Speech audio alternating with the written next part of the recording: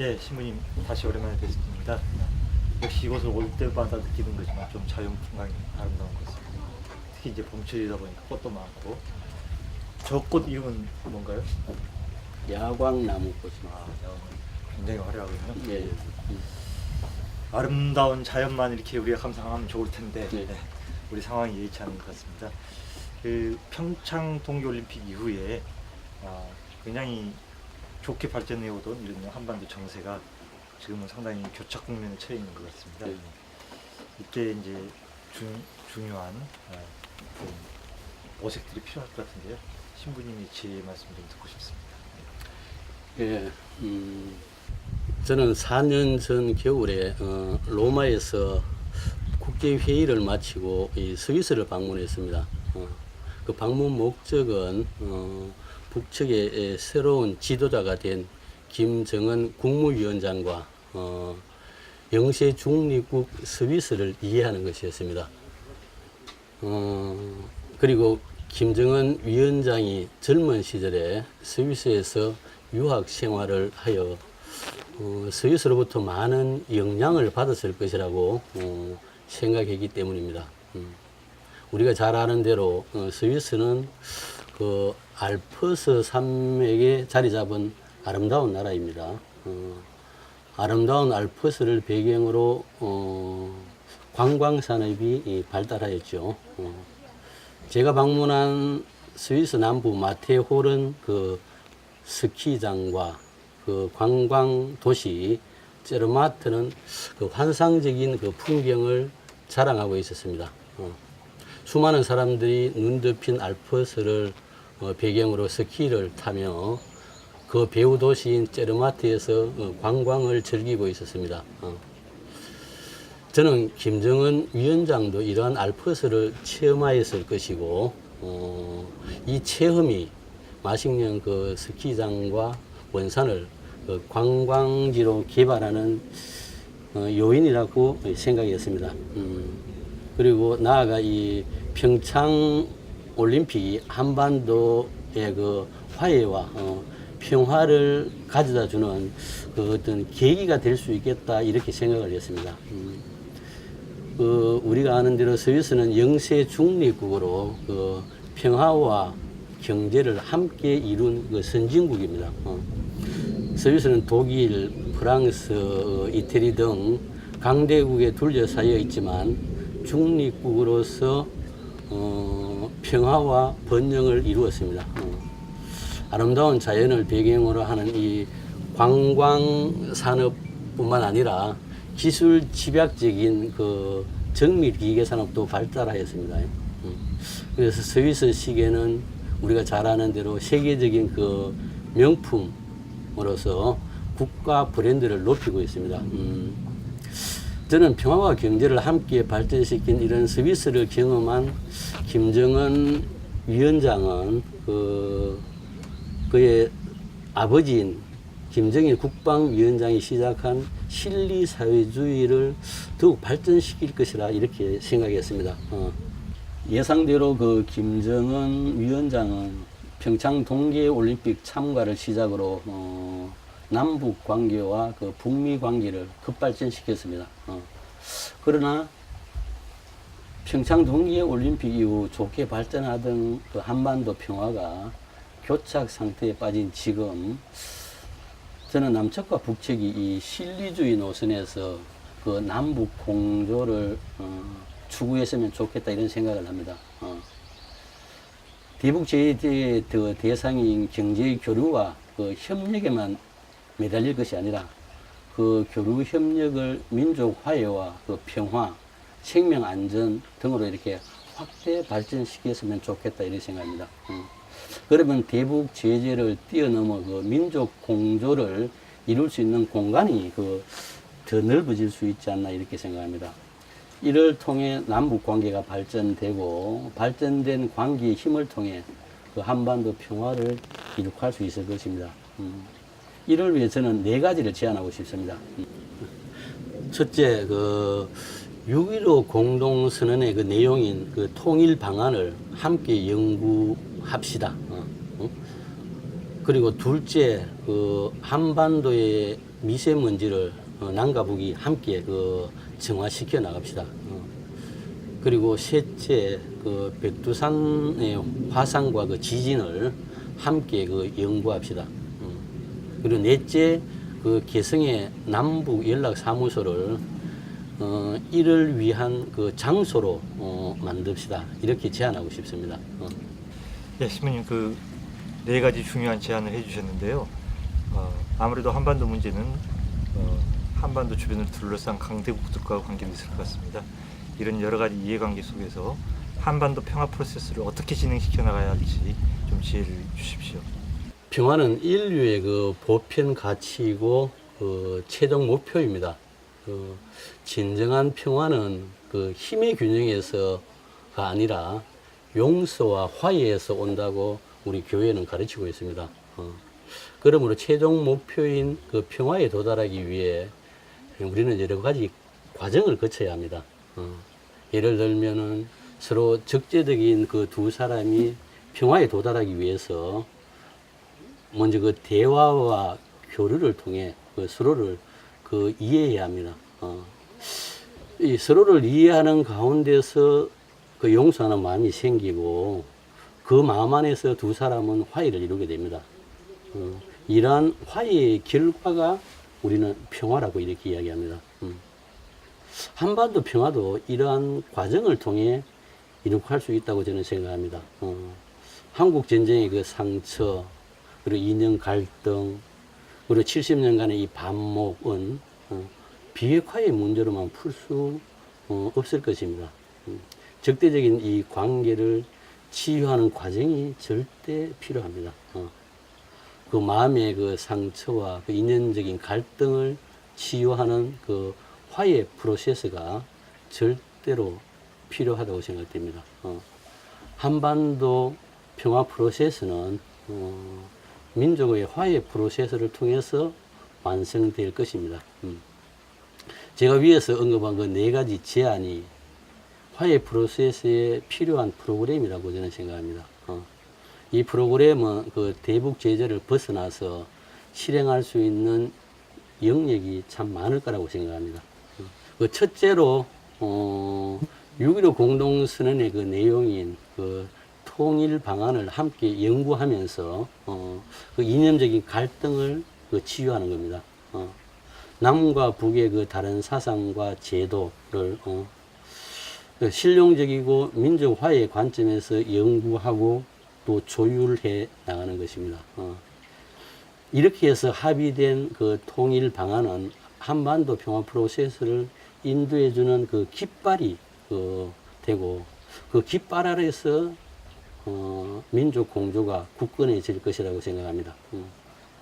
그 둘째로 그 남과 북이 함께 한반도 미세먼지를 정화시켜 나가는 것입니다. 지금 한반도 전체가 그 미세먼지로 몸살을 앓고 있지 않습니까? 남과 북의 동포들이 그 호흡에 곤란을 느끼며 지금 병들어가고 있습니다. 이 호흡을 하는 데에는 남과 북이 따로 있을 수 없습니다. 그러므로 남측에서 먼저 시작한 그 국가기후환경회의를 그 북측과 함께 확대 개편해서 그 치명적인 미세먼지를 조금씩 정화시켜 나가는 것입니다. 실제로 그 백두산의 그 화산과 그 지진을 함께 연구하고 그 위험성에 대해 대책을 세우는 것입니다. 많은 전문가들이 그 백두산의 화산과 그 지진의 위험성에 대해 지적하고 있습니다. 만일 이러한 지적이 현실로 드러나면 북측은 그 치명적인 그 피해를 입을 것이고 남측은 물론 한반도 전체가 그 대재앙을 입을 수 있을 것입니다. 그래서 범민족적 차원에서 연구하고 대책을 세우는 것이 필요하다고 생각합니다. 이런 가운데 우리는 환경과 그 생명의 보편 가치를 함께 그 나눌 수 있을 것입니다. 넷째로 남과 북이 함께 개성의 그 남북 연락 사무소에서 이러한 프로그램을 가동시키는 것입니다.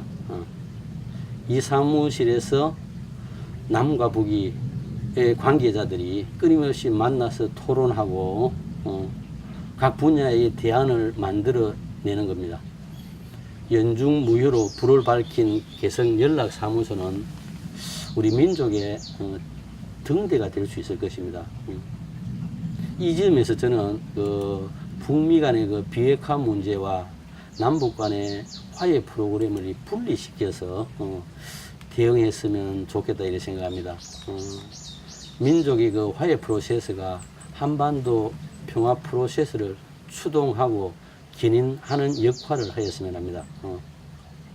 비핵화 문제에 있어서 남측은 북미 사이에서 효과적인 자기 역할을 하고 북측은 선제적이고 주동적인 협상으로 한반도 평화 프로세스를 이루어 나갔으면 합니다.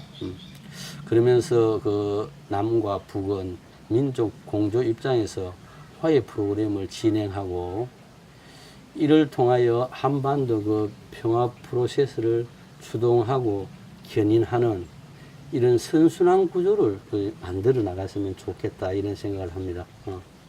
이 네 가지 화해 프로그램의 시행 방법은 민과 관이 함께하는 1.5 트랙을 이용했으면 합니다. 이를 통해 네 분야의 전문가들과 행정 요인들이 유기적으로 결합하여 현실적인 대안을 만들고 그것을 행정기관을 통해 입증해 보는 겁니다. 그리고 남과 북의 최고 지도자는 이것을 국가 정책으로 받아들여 화해와 평화 프로세스로 활용했으면 합니다. 예, 신부님은 가톨릭 사제로서 오랫동안 이렇게 살아오셨는데요. 지난해부터 한반도 평화 과정에 교황님의 방북이 거론되기 시작했습니다. 올해는 좀 더 구체화되지 않을까 이런 관측들도 나오고 있습니다. 신부님께서 생각하시는 교황님의 방북이 한반도 평화 프로세스에 어떤 역할을 할 수 있을지 궁금합니다. 프란치스코 교황님은 평화의 중재자이십니다. 교황님은 4년 전 미국과 쿠바의 갈등을 중재하여 화해하게 하고 양국의 외교 관계를 정상화시켰습니다. 그러므로 교황은 가톨릭 교회의 수장일 뿐만 아니라 세계 평화의 지도자라고 우리는 할 수 있을 것입니다. 프란치스코 교황님은 오는 11월 일본을 방문합니다. 교황은 도쿄와 히로시마, 나가사키를 방문하여 핵무기 없는 세상에 대해 강론을 할 것이라고 합니다. 히로시마와 나가사키는 2차 세계대전 때 원폭 피해 지역입니다. 특히 나가사키는 일본 가톨릭 교회의 발상지이고 많은 순교자들이 피를 흘린 곳입니다. 나가사키의 우라카미 성당은 원폭으로 완전히 파괴되었고 성당의 종탑은 파괴된 원형 그대로 보존되어 당시의 참상을 증언하고 있습니다. 프란치스코 교황님이 일본의 원폭 피해 지역을 방문하고 이 북측을 방문한다면 핵무기 없는 세상을 바라는 세계인들이 많은 관심을 가질 겁니다. 교황은 2017년 11월 바티칸에서 핵폐기와 군축 관련 국제회의 참석자들에게 핵무기의 완전한 폐기를 지시했습니다.